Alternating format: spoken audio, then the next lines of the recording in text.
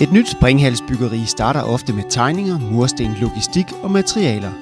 Men da PE-redskaber kom på besøg i Ulstrup, kom det til at gå anderledes. Jo, vi havde nok forventet en salgstale med alle de store forkromede løsninger, men vi startede faktisk et helt andet sted. Vi startede nemlig omkring, hvad det var for nogle ting, som var vigtige for os.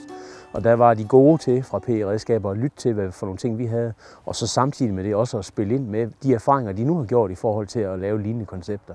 Rådgivningen gik altså fra teknik til holdninger, og det skulle de lige vende sig til. I starten var vi måske en lille smule betænkelige ved det, men vi fandt jo hurtigt ud af, at der var stor viden bagved.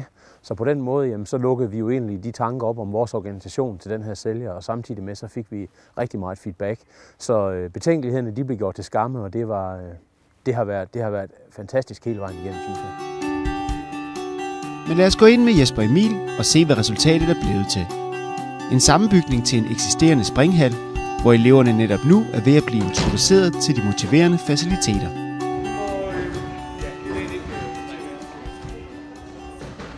Det kan være selvsom.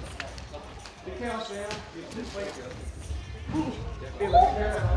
Jamen, vi har jo fået et fantastisk center her med springbaner og store trampoliner og store grave og en fast track, som fuldstændig lever op til de behov, vi har, og måske endda mere til. Så vi satser på, at det her det kan være med til at udvikle gymnastikken her på stedet. Hvad vil du sige er kendetegnende ved den hal her? Det, der er kendetegnende ved det, er, at det er en løsning, som passer til det niveau, hvor vi ønsker at lave gymnastikken på. Og det vil sige, derfor så har trampolinerne og fast tracken og gravene været det, der har været det primære. Vi har ikke nogen løskomstgrav, fordi det har vi ikke et behov for, mener vi. Så det passer til det niveau, vi er på. Og så er det nogle gode løsninger, solide løsninger, hvor der er taget højde for, at sikkerheden er i top. PE-redskaber har igennem hele processen været i kontakt med skolens gymnastiklærere, så de fik mest mulig indflydelse på deres nye arbejdsplads.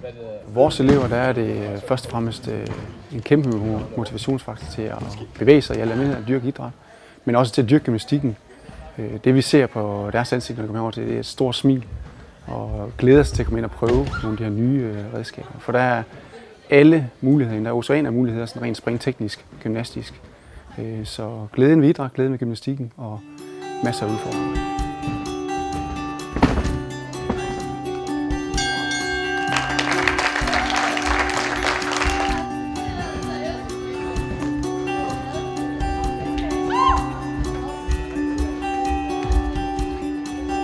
Ravn lukkes!